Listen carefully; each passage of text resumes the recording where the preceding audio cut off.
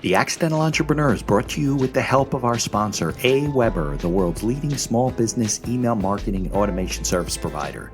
Since 1998, AWeber has helped more than 1 million small businesses and entrepreneurs through its suite of web-based email marketing, automation tools, and education. AWeber, the best option when it comes to marketing your business. The podcast is also brought to you by the Alternative Board. Since 1989, the Alternative Board, or TAB, has been one of the leading peer advisory and business coaching organizations for independent business owners and CEOs across the world. By facilitating peer advisory boards, private one-on-one coaching, and strategic planning services, TAB helps business owners improve their businesses in ways that change their lives. And be sure to connect with our affiliate sponsor, GSM Growth Agency.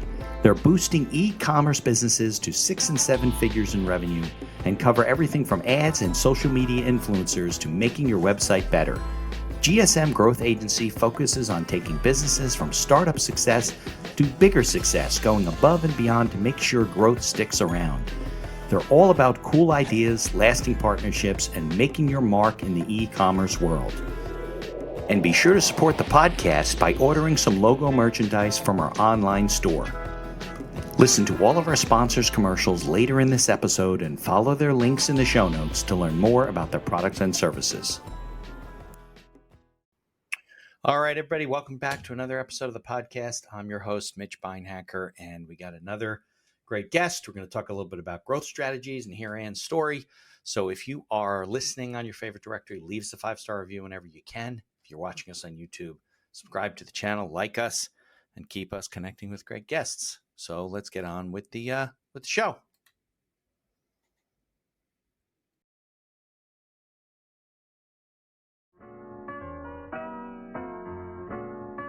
The thing that people don't understand now that we had back then is it was so much more costly to do business. Yeah. It's so much cheaper to do business. Yeah, you can be now. a solo and really do a lot of promotion it's so now much for more free. profitable. Oh my gosh. Yeah. Most people would go out of business, which is why the failure rate was so high, because it was so much more expensive. I mean, I talk about when I used to advertise in those international magazines, you know, a small ad, like a quarter-page ad, was like $1,500. Yeah, which is a lot of money.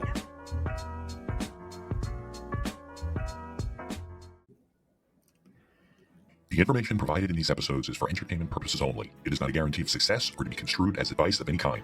You should always seek advice from local licensed professionals before making any decisions. The dictionary defines an entrepreneur as a person who organizes and manages any enterprise, especially a business, usually with considerable initiative and risk. People often start a business without much choice, perhaps due to a job loss or just being dissatisfied at work, and they come up with an idea they just know can be successful.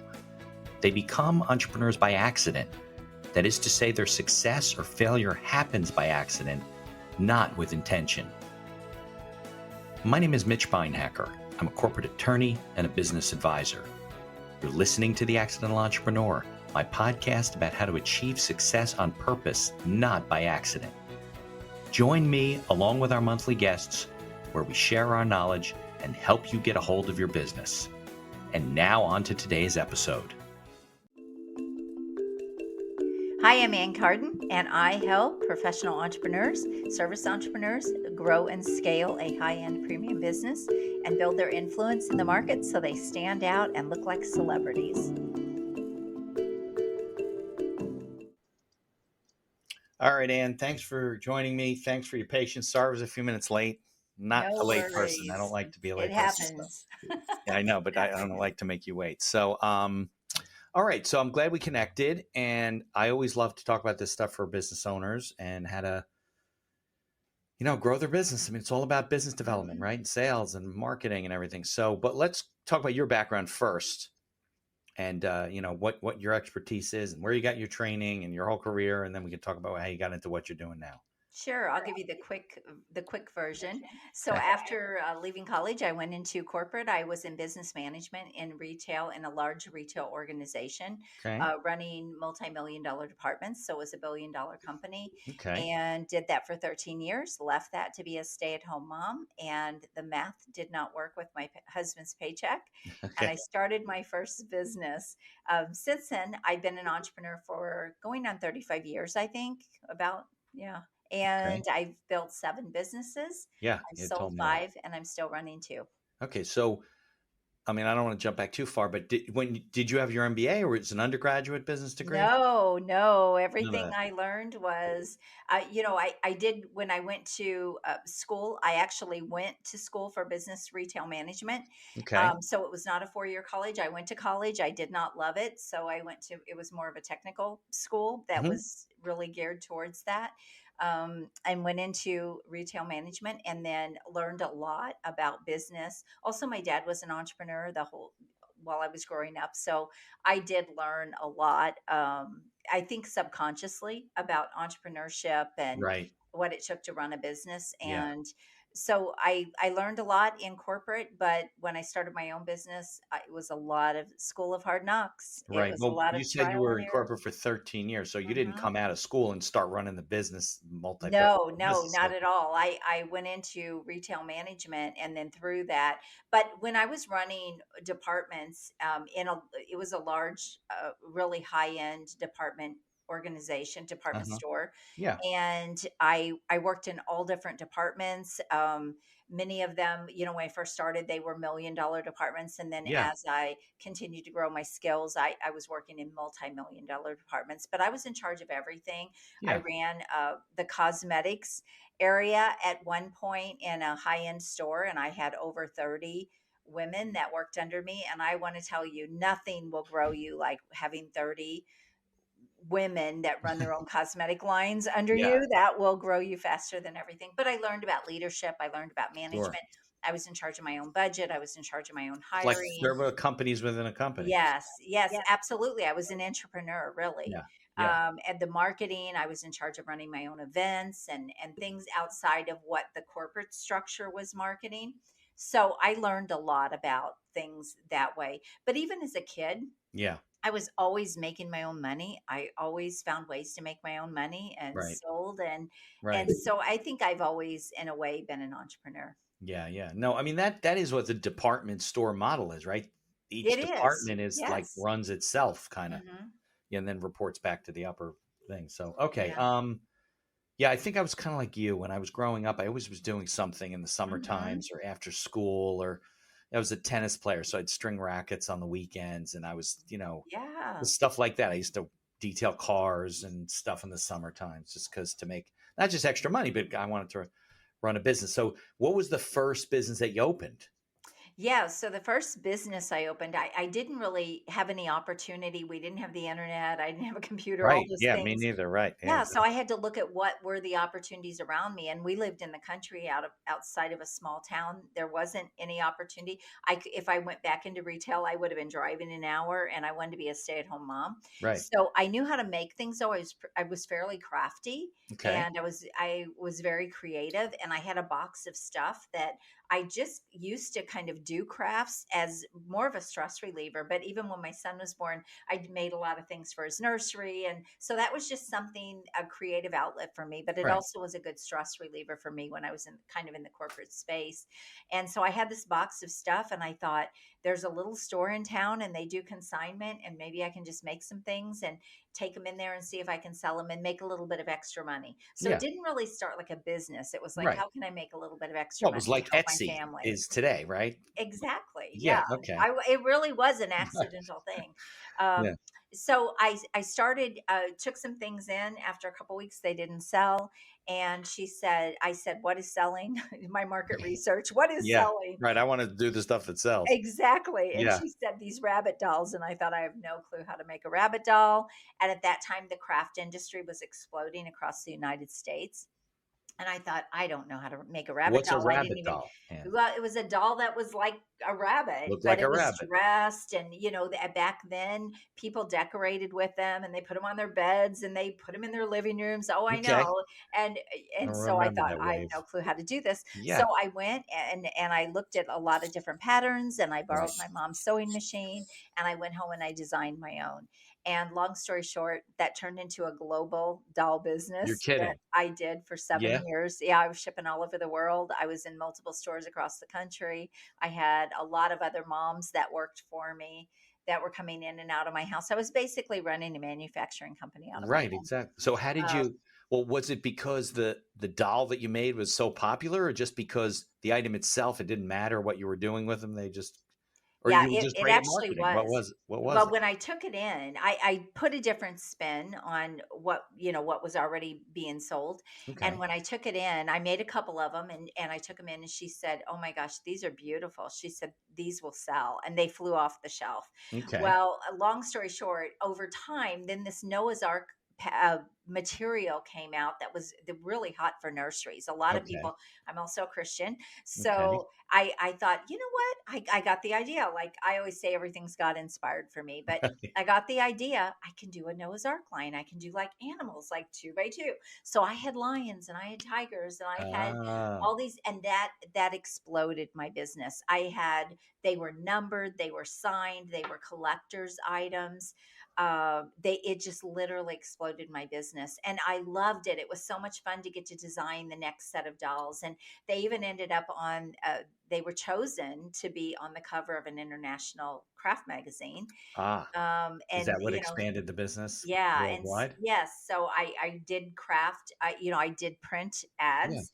And in the hottest international magazine, which Right. was not a cheap thing to do, Yeah, when and we were that's growing up, how. there's no internet, so No, no, no, we didn't have yeah, any of that. none of that stuff. And yeah, and so that's how it really grew globally. And then there were also a lot of craft stores across the country where you could rent space and you could have consignment. So, I mean, literally, UPS was at my house every day picking up boxes and I was shipping. And I think I was in, I don't know, maybe 7 or 8 different stores across the country in different states. Mhm. And I remember it's funny, this just came up on a podcast I was on a couple days ago, but I remember my first call. Back then, people had to call you and order. Yeah, right, of And course. the magazine came out, and a woman called me from Iceland. And again, this doesn't sound like a big deal today because we're so global, but back Right. then that was a That big was deal. right, like I was like, oh my gosh, Iceland. I mean, Iceland. that was just the Right, might as well coolest have been thing. Mars, right? I mean, Yes, it's so far yes. away. That was so cool. So Yeah, that is cool. yeah, so I did that for 7 years. I also designed my own patterns and went into the pattern side of the business as well. And then But when I you must have been, though, having a company make these dolls. You weren't making them in your no, I was right? making them. You were still making them at this I point? was. I had women that were cutting things for me. I had women that were stuffing doll All parts for me, in your area? all in my area. A lot of other moms. It was really great because I was able to help a lot of other That moms wanted to do the financially same help thing, their right? Stay home, families yeah. too. Yeah. Sure. So I had women that would come in and do cutting, or they would take things home and they would cut parts for me. I did all of the finishing work. That was the one thing I just couldn't let go of. It was like, these are my designs, Right. and so that but I didn't do all the basic rinse and repeat stuff. So I eventually had women that were doing all of Filling that stuff. orders and So stuff. yeah, so they would bring big bags of stuffed doll parts to me, Right.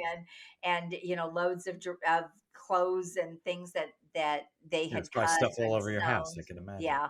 Yeah. So it was pretty rinse and repeat. I mean, it really was kind of an assembly line thing. Yeah, at that But point. I did all of the, and then I would have women that would come, and help me package and box stuff, and so things like that, things that I didn't really need to be doing. Right. But I also did a lot of craft shows and things like that. So I also did those things, Travel but and I stuff. did the finishing work. So it was, I mean, I'm not going to lie. It was a lot of long hours. It Yeah, I'm was, sure. it was a grind. And Yeah. so I went into the pattern side of it, and that was very rinse and repeat as well. Once I designed, it was just, print and So package meaning you make a pattern that and someone could buy and then make yes, they could themselves. buy it and make, yes. And so Okay. I came on board with the pattern company and started doing my own designs that way. So that was another revenue stream in my Yeah. business. And it was it was more passive. It was more passive revenue, but I didn't love it. It was so boring. I mean, I loved doing the design, but outside of that, it was really boring.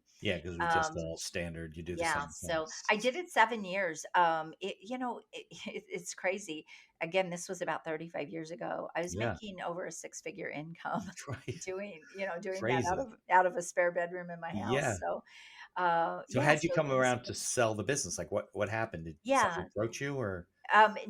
So interesting enough, we were seeing a lot of imports like from China. And so, once they took off across the United States, China grabbed onto it. They And so always do, everybody right? was getting things made in China.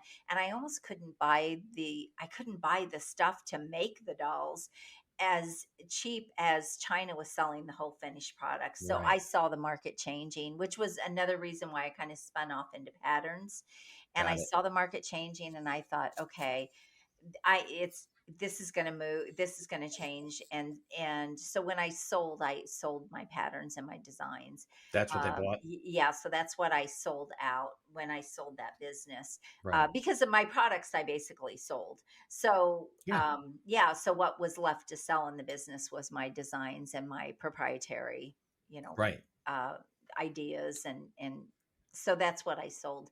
And then went into my second business that really didn't start as a business either. That was in fitness, and started teaching fitness classes. That's a whole Totally other long unrelated story. to well, you're into Well, fitness, so I right? gained a So lot of weight in that first business, and I'm like, I've you had to never get been in out of shape. shape in my whole life. And so I just started getting in better shape and started learning more about nutrition, and really fell in love with it. And I thought, gosh, there's nothing for the people around here. Right. Really, at that time, health clubs weren't on every corner. Yeah. Now there's And everybody's got a yoga studio oh, and yeah, this, yeah, not yeah. like No, then. back then there was nothing really. Right. And Right. so I started teaching classes, fitness classes out of a community hall, in a very small town, actually a village of 98 people. Yeah, okay. And that turned into two health club centers, two weight loss centers that I Really? later sold all four of those. And Yeah, but um, you were in a world when you were in corporate that was like that didn't frighten you, like to build a department and have people and to, you know what I mean? Like you had developed all those skills. But it's interesting, yeah, like in a small town, it wasn't like you were a physiologist and you had all these degrees in, right? not In at all. no, No. but they trusted you. You were a workout person. You were in Yeah. shape, right? And you're probably a pretty convincing salesperson too. So, When give you're people passionate confidence. about what you do, I always say Yeah, enthusiasm can go a long way in sales, right? right. I mean, when I started that fitness business, I just went to a back to school barbecue to Yeah. the moms I knew and said, "Hey, I want to do fitness classes. Do you want to take them with me?" And That was I it? had Like that's how it started? that was it. I took flyers. I made a Yeah. flyer, Right. and I took it to a back to school barbecue and said, I'm going to do this. I found a community hall, which was the Knights of Columbus Hall. And Okay, I right. asked them if they would let me do classes there. And they charged me a little bit of money to do classes there a couple days a week. And Right. these women paid me, and it kept growing and growing. And I came up with I call it my $1 million first offer. Came up with with a program that was it was a 30-day program, really five Okay. days a week for 4 weeks. Okay. And it included nutrition because at that point I had already done some schooling for nutrition and I was helping people with meal Got it. plans. But I Yeah. put a program together and it ended up with its own brand and it made over $1 million. And it was like that was the thing that really put my business on the map and allowed it to expand. And it was, 5 times the price of my regular Yeah. fitness fees. And I had people that were driving 30 and 40 miles to come to that program because the results were amazing. Wow. And it just continued to help my club expand and grow. And And you yeah, had I your own was in that place, right? You weren't industry. using the Knights of Columbus anymore. No, no, You no. I rented actually space, had right? 5 locations. Oh, wow. I kept growing, so I bootstrapped. Yeah. So every time I would get more money, I remember when I had all these people driving out from a close by town, which was maybe 15 miles. I say 15 miles away, and they were carpooling out to my Body Blast program, Yeah. which was at 5 in the morning. So at 4:30 in the morning, they were all Right. driving Of out, course. and they said, Devoted people. you need to be in Troy, like which was the bigger town. And they said, you need to be in there. And I just kept thinking, Oh gosh, by then the YMCA had opened and there was another club, and I just thought, It was growing. yeah, there's already competition. It's not a very big town, and I thought I just don't know. And I remember when I finally decided, okay, I need a bigger space. I couldn't hold everybody for my programs. I was turning people away, and I remember saying to my husband, I really need to expand. And he said, well, if you can find a place with rent where you're not locked into a lease, that was how I did things. He said, Right. then go ahead. And I Right. found a place that would just let me do month to month. They didn't do a lease, but I wasn't in that place very long, and it grew again, and it just kept growing until I ended up with Right. a 16,000 square foot facility. So but I ended up with 5 locations, like literally just kept moving from these different locations. I kept growing, and I'd open a bigger place, and I'd grow, and I When remember you say 5, you mean you moved 5 times or you had 5 5 times, different yes. oh, I okay. moved 5 Yeah. times before I ended up in my biggest club that actually is still there. It's already been through 3 owners Okay. besides me, or Right. 2 other owners besides me. So when I sold it, they kept it for about 4 or 5 years, and then now somebody else owns it. It's I've still even been going. back there as a member. It's kind Really? of funny. Yeah. Yeah. That's So, funny. So, yeah. um Okay. So and you got out of that. Why? Because it just had grown to a level and you're just, it's time to move on. Is that what it? Yeah, it's kind of funny because as I kept investing back into that business, and really as it kept growing, I kept putting money back into it, and that's how it, like I said, I bootstrapped. Right. And when it grew to when it got to the place where it was 16,000 square feet, and we kept adding things, like I added Pilates, we added a spa, we added a weight loss center. I had 2 businesses inside of one, so but they were 2 separate businesses, but they fed each other. Right. And so as that kept growing, I thought, this could almost be like a retirement package, or like some sort of retirement for our future, and a little nest egg. And so from then, when I made that decision, like I'm going to sell this someday because I've Yeah. really got something here. Right. And by then I had lots of employees, and it was running, basically running itself. Yeah. And so I just thought, this is going to be an opportunity to sell and put a lot of money in the bank, and I Yeah. don't know what I'll do beyond that. So then I started making decisions based on With that. that in mind. Yeah, with that in mind. And when I made the decision that I was going to sell it, I thought, I kind of want to get back to my roots and work being smaller, now that I've run a big club and I've seen the difference. But the things that I love to do the most were the smaller things, like my main program, the high end program. And I thought, I'm going to open a training club for women and run high end boot camps and have a Like weight a loss CrossFit center. type of a thing, right? Yeah, yes. And it was, but back then The CrossFit early wasn't days. around. Yeah, they Yeah. didn't know what that word was. And Right. so I went ahead and opened a second location with in mind that I would sell the bigger club and all of that. And then that took off.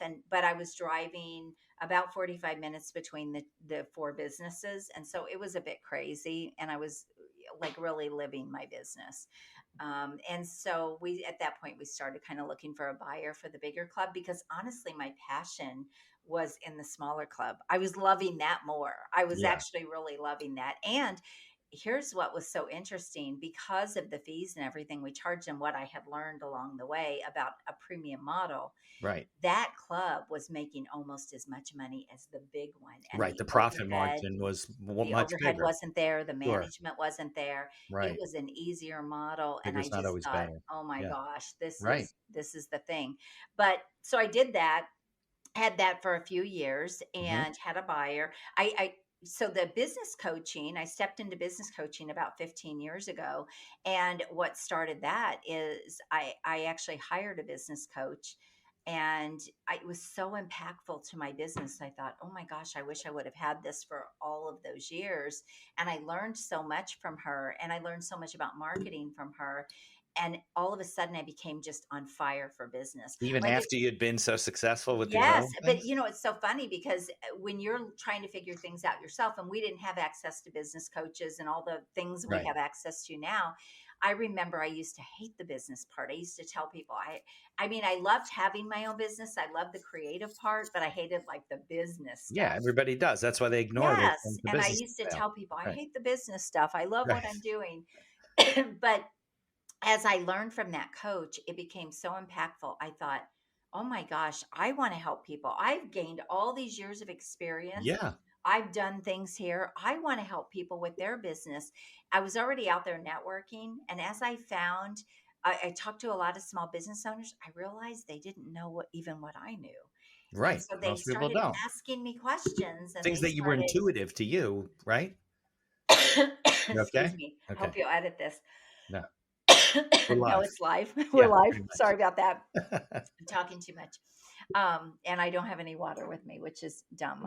I just got off of a podcast. Yeah, So I'd pass you a glass, but I can't do yeah, that. So no worries. So yeah, I started thinking, I think I want to do this. I think I want to coach people. And I really became a student. Then I did more formal training and I didn't go to college, but I did a lot of programs, read a lot of books, anything and everything I could get my hands on with business and marketing and sales, and yeah, really beefed up my skills. voracious. And Yeah. my first couple clients, I said, "Hey, I think I want a business coach. Do you mind if I coach you Right, and for see if I free. I can know a do lot of it?" people do that, right? Yeah, I Sure. wanted to see if my skills would And see how I transfer. can do. Now that was really your third business, right? That was I had I had five that at that point Oh, that when were I part of the whole yeah, yeah, but they workout were different. environment, They were separate businesses. I could have separate sold them companies. separately. I didn't, but yeah. So when I did the business coaching, I was still running the other two, and the other two had sold. Okay, The health club and the weight loss had sold, and then I still had the training center and the weight loss.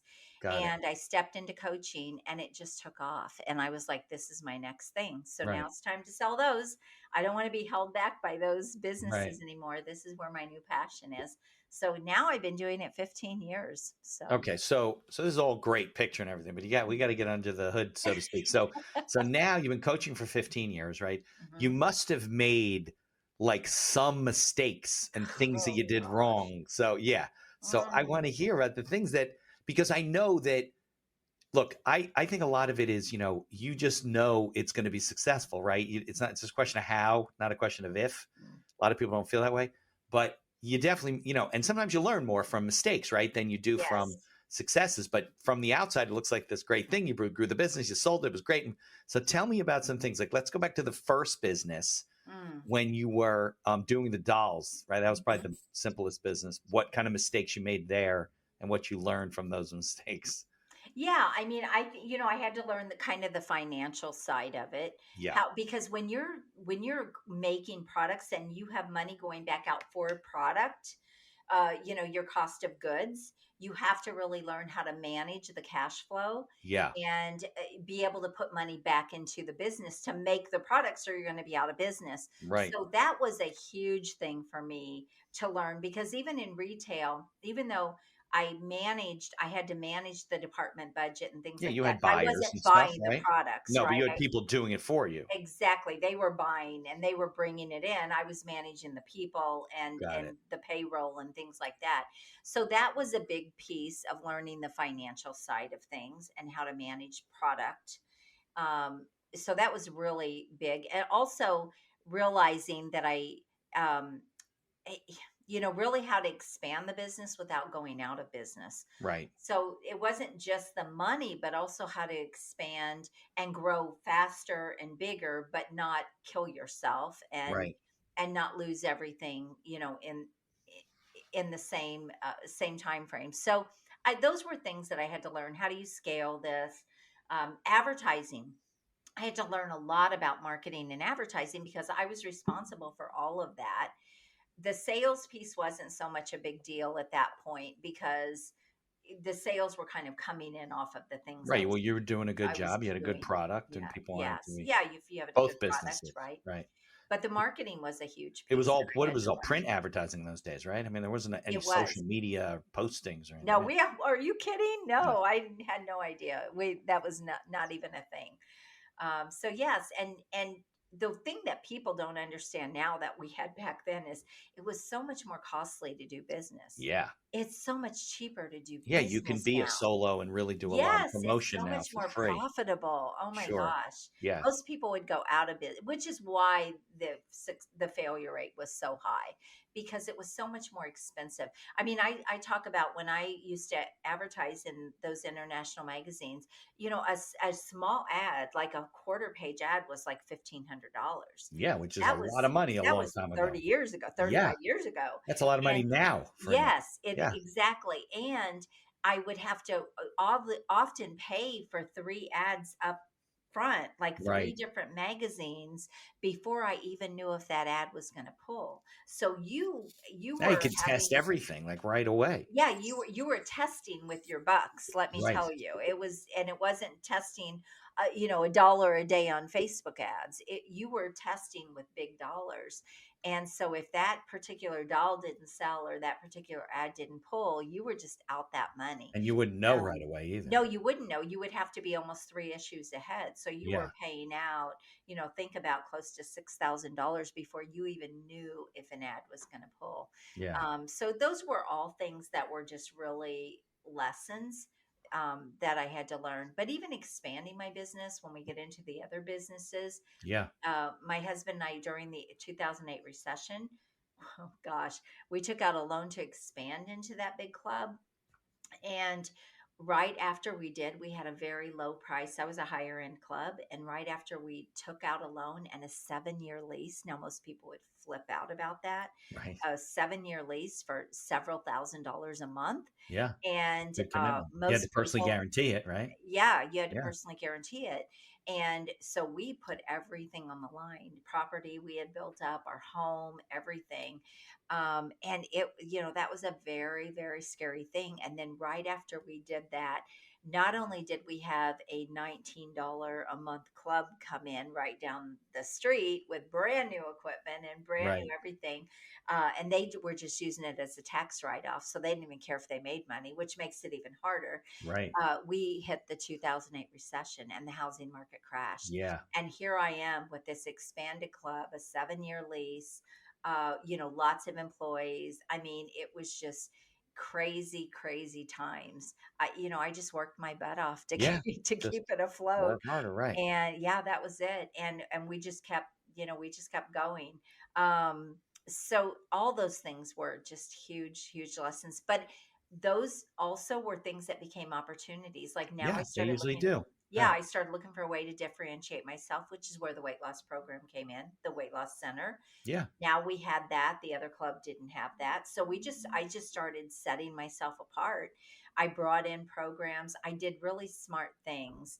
And again, just intuitive, I guess, but I wanted to bring in spinning. You remember when spinning kind of came That's onto the got scene. started. Soul Yeah, but cycle and all that I stuff. had just invested and I didn't really have the money to bring it in because I just poured a ton of money into this Because business. those you got to get the bikes and you need the equipment, right? You And need a it's room and expensive. yeah. Yes. Sure. And so what I did is I actually sold the program to members as a separate program. And I took their money and I said, if it doesn't fly, if we don't get the interest, I didn't go out and ask everybody, hey, are you interested? Because they would all say yes, right? Right. But until people lay down their money, they're not serious. So I put together a package. I did all the math. I crunched all the numbers. I'm like, okay, this is how many members I have to have buy this program. This is how many packages I have to sell to pay for the bikes. And then once I pay for those bikes, I'll be able to be profitable going forward. And so I had all those bikes paid for before I ever even brought them into the club. And I just held everybody's money almost like in a trust. I was very upfront and honest about it. If we don't get You get your the money back. interest, Right. I'll give you your money back. And so I just held all the money until I had the money. And then I went out and bought the bikes. And I did that once I learned that little trick, I did that with Yeah. almost everything. I Yeah. did it when I brought in, barbell classes, and I did it anytime I needed to go out and buy like class equipment, and because classes were included. So anytime I needed to go out and buy class equipment or anything like that, I brought it in as a separate program. I charged for it. Let people Over sign up and then time, you that know. became part of the club, but Right. for maybe a couple of years, it wasn't. Yeah. Pilates, I did the same thing. So yeah, Yeah. I did some smart things like Yeah. that. No, good things that business Mhm. owners don't. A lot of times they build it and they think, oh, this is a great idea. And they're going to come and they don't. Yeah, You got to gauge exactly. interest. There's no Yeah, question about it. I always say, we used used to have a joke, like, don't ask them if they want red or blue, because they'll tell you they want red and blue, and you'll go out and you'll bend over backwards to try to do red and blue, and then neither one. They don't want Right. either one. So I have learned that the hard way. It's kind of like, now I teach people, don't build a program until you sell it. Sell the Right. program once you know people, they lay down their money or they have the interest, you build the program. You're right. They talk a lot until they have to get money It's down. so easy for people to say, yeah, that sounds That's great. Let's awesome. do Then it. they And walk you can away. go broke. Right. Yes, you can Real go fast. broke. Yes, really fast Yeah. doing that. And same thing with equipment. So anything and everything I added, I tried to be much smarter about Strategic it. about it. Yeah. Yeah. So, Yeah. but that's part of bootstrapping. All right. So let's take a quick commercial break, and then we come back. I'm going to pose the question, because you brought up the issue of, we both know, like 35, 40 years ago, I was coming out of college and it was different. You had to do a lot of things. It was more expensive. Then why is the failure rate still as high, for different reasons, but still as high as it, was back then? So let's take a quick commercial, and then we'll come back.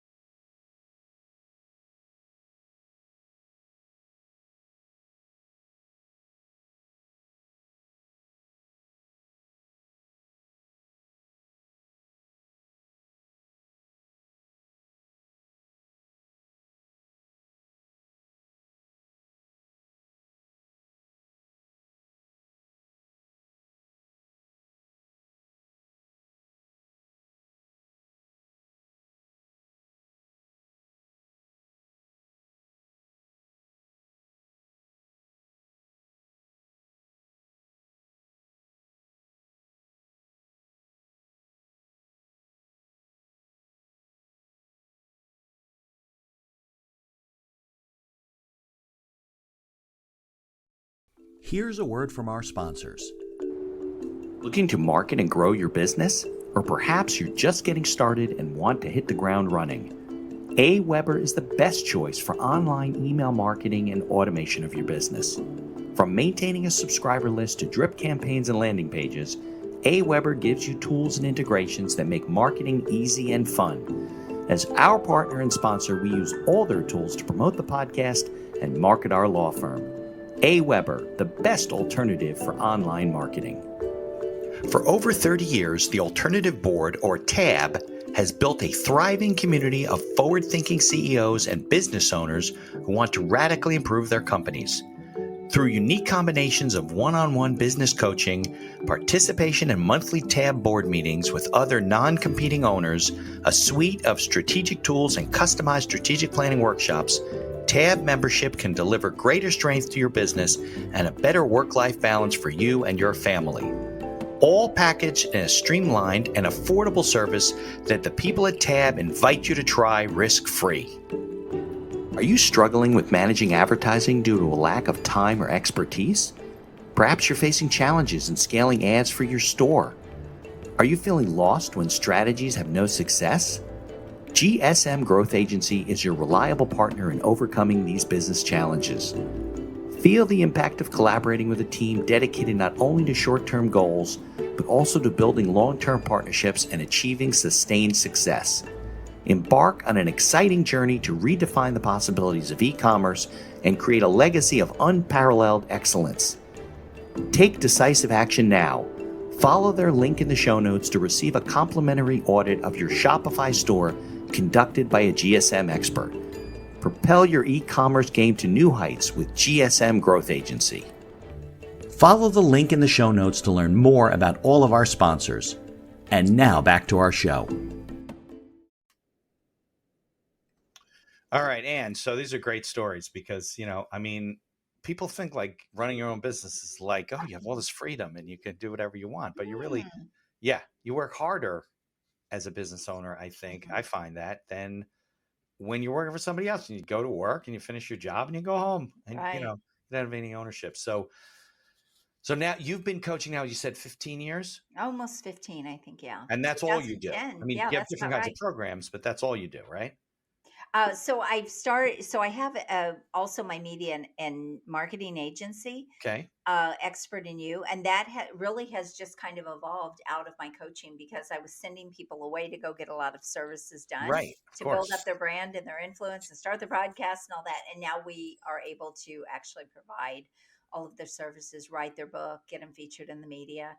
So that agency has now become a second business, but they're really Complementary to each other. integrated and they complement each other. Yes. Mhm. Okay. So I was saying before, why do you think? So you and I both know there's such a wealth of information out there. You can advertise and you can promote for very little money when you get started. You can test things, ads very quickly, and things like that. But I think the failure rate is as high as it's the same, right? It 2 to is. 5, less than 5 years, 80%. And even though that doesn't even count the ones that struggle and stay in business, Mhm. So what's your thoughts about that? Yeah, I think so. There's a couple of things actually. I think that people think it's easier than it is, and Right. so they think that they can probably do the same thing they did as a job, and they expect the money to just flow in. They don't realize that it takes 1 to 2 years to really start making any money in business if Right. you're lucky, right? Yeah. Lucky. And so you've got all of that time that you have to put into it. So a lot of people don't plan ahead. um I think that's one thing. Two is I think people do not treat it like a business. So I use this a lot when I'm working with entrepreneurs. And I say, if you had a storefront, because I came from this world, Right. Because you and you did had it. a Right. 7 year lease with Yeah. thousands of dollars a month, right? And you Right. had to show up and you had to open the doors and you had to do everything and run everything. Would you be doing things differently than you're doing right now? And that's such a big aha for them because they're like, yeah, I probably wouldn't be taking my kids to the park, and I probably wouldn't be. So Right. a lot of times they just don't do what they need to do to get it going. It takes a Right. lot of hard work to get a business off the ground. A startup phase is the hardest phase. It is Yeah. the hardest phase in It's the business. riskiest. Yep. And it's the riskiest. And so if you don't realize that going in, or if you're not willing to put in that kind of time and effort and blood, sweat, and tears, and that's what I say, it's blood, sweat, and tears. Yeah. If you're not willing to do that, don't even start Right. because you're just going to be disappointed and you're not going to make it. Yeah. You have to be really willing to go all in and be 100% committed to what you're doing. Right. Also have the financial means to do it, whether you are going to work another job to support it. Your faster path is to get a coach or someone. I mean, I don't say that just because I am a coach, but I worked with a coach and I saw the impact. And I kept thinking, my gosh, if I would have had this 35 years ago, what a Right. game changer it would have been.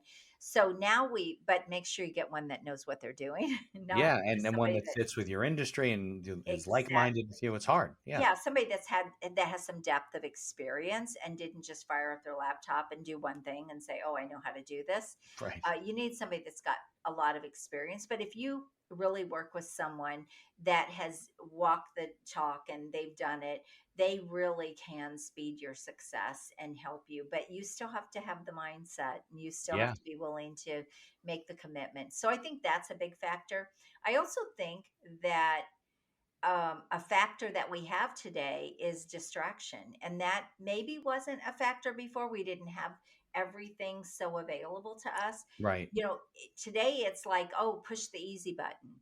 Right. Everybody Like a thinks you can, bad thing yeah, almost. everybody Yeah. thinks you can push the easy button. We're so Right. used to everything being now. And business isn't like that. And building a business isn't like that. And so I think that in some ways that's been detrimental Right. to entrepreneurs and to their Like it mindset looks even. like it's too easy and it's It not. does. That's Right. exactly right. It looks like it's easier than it is. Right. And so, and I think there's so many different ways they can go that now distraction is a big factor. When I started that first business, okay, I'm going to do a craft business. That was it. I'm going to do Right. a craft business. When I started fitness, okay, I'm going to do a fitness business. I wasn't like, I'm going to do a fitness business and an e-commerce business and a Right. this business and a that business. And oh, I'm going to do You this. stayed focused. You Yeah. stayed focused. And I think focus is a huge, huge factor Yeah. in success today. And I even teach that too. Stay focused, hit that $1 million mark first with what you're doing and then expand. Yeah. Or if you expand, make sure it complements like what I've done with my agency. It's got to complement so they're Right. feeding each It's other. got to make sense and not distract you from the other business. Absolutely. But I think Yeah. those are the biggest factors I have seen. Now, I And don't know if you did this back then because, you were figuring this out on your own, but do you encourage your clients to like write a business plan? I mean, be strategic about it. Because I find that if they put things down on paper, Mhm. you stay focused. It doesn't have to be some elaborate thing. Even the lean one, whatever it is, it's like one Mhm. page. But I find that that's one of the problems with distraction is that you can't do it in your head. Right. You have No, to that's kind of, right. right, be able to Yes. go back to it and say, wait, well, what was my thoughts there? And how do I want to Yeah. work this? And yeah. So how do you Yeah. work with clients that way? Yes, so when I work with clients, we really map out where they want to go Yeah. and how what they want that to look like and what they want their life to look like. And I really simplify people's businesses for them. One of the reasons why I help people build a premium business is they can build that $1 million business with 10 or 20 clients. They don't Right. have to Because you're have offering a premium service that they can charge for. exactly. Right. And so what does that look like? And then we can build the game plan from there and the marketing strategies and the packages and all of that kind of thing. So I do help them map that out and get really clear on that. That's such a huge piece because one of the biggest things I see too is people don't give it enough time. Right. Especially when they're starting up, they don't give it enough time. They think it should come really fast. And so now they're wanting to veer off this direction or that direction. So if we build out that game plan and I'm really clear about this is how you have to work it, 1 year, one focus, one Right. whatever, it really helps them have more success and they can stay more on course. Yeah. Because even if you get distracted, you can say, well, wait a second. And you go It back to doesn't where you align were. with what I want to do. Right. Right. Now, are you Exactly. coaching in certain industries? Like, is it all health and fitness or I don't coach in health and fitness no? hardly at all. No, Oh, okay. no, I mostly work with a lot of mostly B2B. So business coaches are people that are coaching in businesses, consultants, Okay. and a lot of professional service entrepreneurs. So a lot of agency owners. So those are more the people that I work with. Yeah. Got it. Got it. So you're coaching coaches. Coaching coaches, consultants, and still there's still business owners like agency owners or business owners, Yeah, right? of They're course. yeah, They got but people working in a for way, them. yes, coaching coaches, and that was not by design. That was actually by accident. Just FYI, Okay. I've worked in over 80 industries, so as a coach, so I've coached over 80 different types of industries. I fell into when I kind of came online. I was part of a business coaching organization, and a lot of their coaches were struggling. And I had found had kind of cracked the code, and I was coaching small business owners for years, and their coaches were struggling. And so this company was kind of sending people to me, like, "Look what Ann's doing," and I started helping them. And then I realized I was building that company's business. Right. I Like, was wait a helping second. them build their coaches, and I Yeah, thought, which they okay, I can't think do. there's an opportunity here. Right. So I kind of then started creating programs and helping coaches and consultants. And I've worked with agency owners really since the very beginning, um, like professional entrepreneurs. We're So talking like marketing and advertising agencies, yeah, right? it could be, or that any kind of really professional services. So it could be CPA firms, it could be, Okay. Law anyone firms. really selling professional services. But almost everyone I'm working with is in the B2B space. Got it. But I've worked with mindset coaches, but if they're not in B2B, I typically move them there. So even if they're Right. not in the B2B space, I move them there because that is my world and that's what I know the best. Right. Well, I mean, they have the need and they have the money and they have a reason they can justify spending, Exactly. right? Yes, that's right. Because there's a It's a means to an end. Yes, exactly. And I always say, when you're in a business, money is replaceable. And when you're with an income, it's not, right? I mean, you're working for that money. So, working with businesses, it doesn't matter what industry you're in, if you're selling services, working with businesses makes the most sense if you've got a good product that can really help them. Help them move forward and have better results because that money is going to be replaceable for them. Right. They're going to get an ROI. Whereas Sure. a consumer, Yeah. Yeah. they're You going to have can't to do it. decide if that's important enough to them. Right. There's going to be no connection between your coaching and their results. They're going to still, what do they feel It's still better? They have money a out better of their mindset, pocket. I guess. Yeah. Yeah. Of course. It's a luxury. When you're in a business, I always say your business is like a money tree, right? And it can Yeah. grow and grow and grow, and it can grow to whatever level you want. And you can, one of my clients says, you can have an orchard of money trees if you want. You can expand out and you can have an orchard.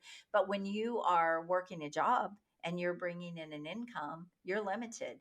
So you Doesn't may have matter, to right? decide, oh gosh, I mean, I dealt with this in the fitness industry.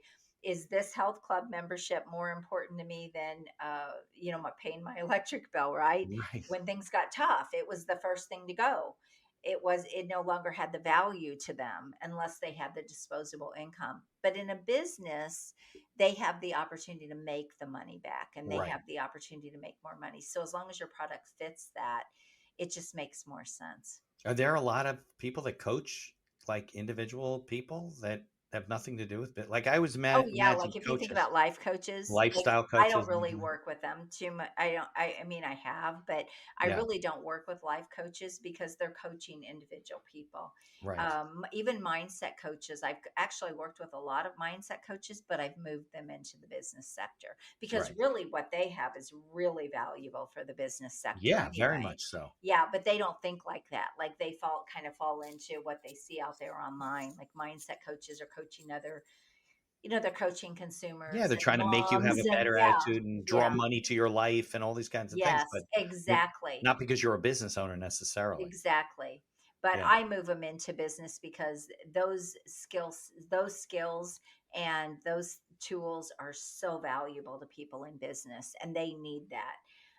And so not only does it help the business, but it also helps the coach because they can charge more, Right. they have a more viable product, Right. and they can. It's just like I'll give you an example. I had a coach that was charging about $1,500 for a 90-day program before she started working with me. After she started working with me, she was getting $50,000 clients. So 50,000. 50,000, yeah, Yeah. that's the difference. Maybe Yes. you're the mindset coach. I don't know. Yeah, yeah. So really helping them, move into that higher end premium model. But I do that with all of my clients. That is the model that I teach them is how to get paid the most money for what they are doing. And that really comes down to all the things that I work with them on. Like I have a Right. client that, got a $400,000 client. So, Nice. yeah. Yeah, but So, you're right because it doesn't come it comes down to how much you keep, not what you make. So exactly. you can have Yeah. a 20 million. I knew a guy that had an $80 million family business, and I think would be 10%. 80 million would be 8 million. They weren't showing 10% profits. Oh, They're making gosh. a lot of money, but it was a couple of $1 million and they're Yes. working very hard. Those are people that need a coach. Yeah. I don't know. Unfortunately, they Yes. were a partner of mine. I don't talk to them anymore, but I don't know what happened to them, but they always had to have shifts and move. They were it was crazy, like a gourmet Yeah. foods company. But yeah, Yeah. it's not properly run. But I mean, I guess people, I don't know. I don't know what people want when it comes to business in terms of the results that they want. I think they just kind of, it's a lifestyle. They're supporting their lifestyle. They're Mhm. figuring it out. I think during COVID, that's what happened. A lot of people, like their cash flow dried up and they're like, oh my God, I'm not making any money. Like they Yeah. didn't see that. Exactly. I Yeah. mean, I worked with a lot of small businesses before I started working with the professional Right. You entrepreneurs. evolved to this. Yes, and so when I talk about small businesses, I worked with a lot of contractors, landscape companies, and auto repair shops. But I worked with companies that were making several $1,000,000 and the owner wasn't making $25,000 a year. I I mean, mean, that's that's crazy. poverty, You're right? working In for our other country. people. Exactly. Yeah. And so you have to look at all those things. And sometimes if they are putting a lot of money back into their business, those things might make sense as long as they can sustain their lifestyle. Right. And so, like a coach can look at that and see, what the situation is there and can help them through that. But that should not be a normal situation at all, that No, they're that's not working that hard sustainable. for nothing. No, Now, no. was your mindset the same then in terms of, okay, I should help the contractor, the landscaper build more of a premium business than just mowing lawns on the weekends for Yeah, I themselves? actually did do that. I always helped them separate themselves in the market so that they could really be seen as a premium company and could stand out against their competition. I did help them sell things that were higher priced. So, like, kind of position themselves in the market. I'll give you an example. I worked with a plumbing company, and one of their biggest products was the hot water heaters, but they were like these really high end hot water heaters, but they really weren't The positioning flash boilers, you mean, themselves. those little ones that Yeah, heat the water well, real quick? yes, but Yeah. this was several years ago, so they were a little bit different. But that was a big product for them, and it had a very high profit margin, which Right. they don't look at stuff like that. Like, No. they don't look at the profit margins and all Right. that. But it had a very high profit margin. And I said, why don't we start pushing like these products and positioning you as really the go-to for these products? And that really helped expand their business. But even just changing up their marketing and they're just, I look at a lot of things when I work with a Right. business. When I worked with small business owners, I looked at everything from their financials to their payroll to their marketing, Kind of have to, right? all To do all the right areas. job. Yes, Yeah. yeah, absolutely. Yeah. So, but yeah, I would help them really figure out where's your premium offers that you have, whether that's a product or a service. If they didn't have one, I would help them develop one, and then we would position them that way in the market. Right. Well, it gives them So, protection in economic changes and, oh, absolutely. It makes such a competitors difference. entering the marketplace. They can't compete because they don't do what you do. Yes, yeah. Like, I'll give you an example. So I worked with somebody that was a marketing agency, and he was out there selling. He did websites, and he did this, and he did that, and he did logos, and he did media. But Right. his highest offer was like $3,000. Now, this was 15 years ago, and I said, you do all these things. Why don't we put all of this together, and then let's figure out who the market is for this? Well, we actually moved him into home care services, Okay. and he became a branding expert for home care services. And now all of a sudden he's selling 30 and 40 and $50,000 packages, not three.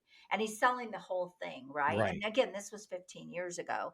And Right. his business just exploded. And then we had to scale him. So then he had to bring in help and all of that. But it was just so much easier. So honestly, I've been doing this model that I do now. I've been Yeah. doing this probably all of my career, if I Yeah. really think about it. It So sounds it's like it. been a really natural thing for me to help any kind of business do, whether it was Right. auto repair or anything. It's like you've got to set yourself apart, and you've got Yeah. to have premium offers, and that has to be what you're out there pushing, and everything else becomes a downsell, because people are going to naturally come to you for all these other things, but sell the big thing. Sell the big Right. thing first. So that's what I help All right. people So do. here's a hard question. This is a look inside yourself question, right? Okay. Because I've interviewed, I don't know, 400 people. I've worked with thousands of clients. I'm a business attorney. I've worked with thousands of Mhm. clients, business owners, failures, good ones, help them get out of trouble. You didn't graduate college. You Mhm. you you were like, this isn't for me. I met a lot of people that's the case, Mhm. but there's something about like you and like, so what do you think gives you the ability to see these things and to do these things and to help all these people that is not the case with the 350 other people that I've met, some of which are very successful, Mhm. you know, but it seems to be like it, and you've already demonstrated the fact that it doesn't really matter the industry where you're helping people. It doesn't really matter what they do. It could Mhm. be hard goods. It could be, whatever. What do you think? Why do you get it and other people don't? That's the Yeah, question. I would say it comes down to two things. Okay. One, I really care. Like, I Okay. love what I do, and I Okay. really care about the people that I help. Right. That's what brought me into the fitness business. That's what brought me I really wanted to help people. Same thing with my coaching. I had all this knowledge and this experience. I'm like, I can't keep this to myself, right? I have Right. to help other people with this. And so that would be the first thing I would Right. say. But a lot of people Just care. They do. yeah, but I have a passion for it. So Yeah, I'm you passionate obviously about do. what I Right. do. Yeah. The other thing though is I'm just not a quitter. I'm just, Right. when I commit to something, I commit to it. It Right. doesn't mean I don't want to quit at times. It doesn't mean I won't sit down and have a Right. good cry in a corner. I But it will. You never ask my occurs to you to husband. quit, right? He has seen a lot of tears through the years. But at the end of the day, I figure it out because I know. And the other thing, I have a very strong faith. And so everything that big moves and things like that that I do with prayer. And when uh, things aren't working, I You go to believe. prayer. I Right. pray Yeah. about it, and I know that God's going to guide me and He's going to Right. give me the steps, and that is a huge part. So I can sit there and say it's me, but I always give it to God, and I know He is, He's the author of all of this. Right. So yeah, Well, religious or not religious, it's still an attractive thing, meaning we don't we're attracting people. Like we attract what we believe in and what we think and mhm. what our faith is. And if you believe in bad things, you're probably just going to attract Bad bad things. things That's to right. yourself, right? That's So right. Yeah. a lot of that is mindset. But I got to say, you really have built a big and I know you say coach, but you're really much more than a coach. I I mean, am. you're getting Yeah. in there and doing things that coaches don't do and saying, "Hey, let's really take your business apart and look at all the parts." Right? Yeah. You're looking at the product and the marketing and the personnel and the finances, which are I probably don't like really the three call main. myself a coach so much. I Right. really am more of a You're not. coach Yeah. consultant. Yeah. That's a good way to put it. Yeah, I really am kind of a cross between a coach and a consultant because I am telling my clients a lot what they need to do and I'm teaching them. Right. So I'm kind of all of that. Yes, for sure. So yeah, Well, coaching most is coaches aren't going to say, "Hey, bring your P&L to the next meeting and your no, no, balance sheet. no, Let's look no, at not at all. Not at right all. your So marketing and stuff like that." yeah, So I can so understand how it's. But I it's can't imagine what you're going to do next in terms of the yeah. next thing that'll grow out of whatever it is you're helping people with. Though, to your question, one other thing I would add, and this Yeah. is a really important thing. I actually just did a video around this. I'm not afraid. I'm Yeah. not I'm not No, afraid to fear do definitely things. backs people up. Yeah. I always say fear is like a muscle. The more you work it, the stronger it Yep. gets. And Not so the so more you fair. push Not so through and frightening. yes, and so Yeah. I'm not afraid to take risk and do things because I know I'll always figure it out or I'll find somebody that can help me. And Right. I have that attitude. And so I think that's a really important factor too when you're trying to build anything. Yeah. It You also can't be seems like afraid. you take very calculated risks. You don't Yes. say, we're going to start a spinning program. Let's borrow $500,000 Right. I'm and very buy careful bikes, about and then people will come. You say, how can we build this with as little risk as we can? Let's find out what people want. Let's get them to really commit, and then let's Mhm. do it that way. And That's that's right. smart. So, and I thought we were talking today mostly about, marketing and growth and things like that. But hearing your whole story is, what's the word, motivational to people. And I think, and I say this all the time, successful people do the things that unsuccessful people are unwilling to do. And if you really 100%. care and you want to learn and meet people like you and talk to the right people who have been there and been successful, you too can you and I aren't going to guarantee anything, but you can improve your chances of success if you take the time. So on a You know what? I believe anybody can be successful. yeah, I no do. I question really about it. believe that. Yeah, we Yeah. have more opportunity today than we've ever had in history. And we shouldn't be at this kind of a failure rate. It No, really not at all. no. So we keep doing what we do, and you keep Hmm. spreading the good word, meeting with Hmm. people. I'll keep doing what I'm doing, and we'll Yeah. check back in. So on a Friday afternoon, I don't know what part of the country are you in? I'm in Missouri. Oh, Where so are you're you? like an hour behind me. Where are you? I'm in New Jersey, so it's 4 o'clock. So you're Eastern, I'm Central. Got it. Okay. Well, I can't thank you enough sharing your story, You are telling welcome. the trials and tribulations, and good luck with the coaching. Good luck to all of your clients because Thank they're you. obviously with the right person. Thank you. And let's stay in touch. We'll go to credits and wrap it up. Sounds great. Okay.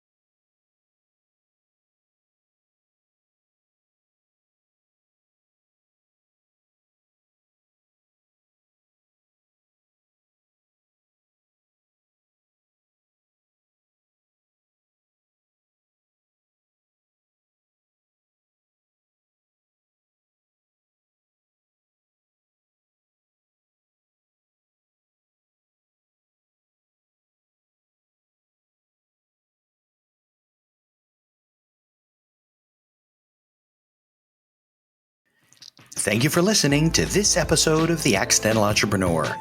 Opening and closing music written and performed by Howie Moskovich and made to order music. For information about Howie and his music services, please follow the link in our show notes. If you like the podcast, please tell others about us. You can find us on Apple Podcasts, on Amazon Music, Spotify, Google Podcasts, and most of the other podcast directories. If you like what you hear, please leave us a 5-star review and feel free to share our episodes on social media. If you have any questions or comments, ideas for the show, or you'd even like to appear as a guest, reach out to us by email at info@beinhackerlaw.com. The Accidental Entrepreneur is hosted by Mitch Beinhacker and produced by Beinhacker Law. If you'd like to learn more about our business and legal services, you can find us on social media or visit our website at beinhackerlaw.com. Thanks for listening, and be sure to subscribe to our feed to be notified of all future episodes.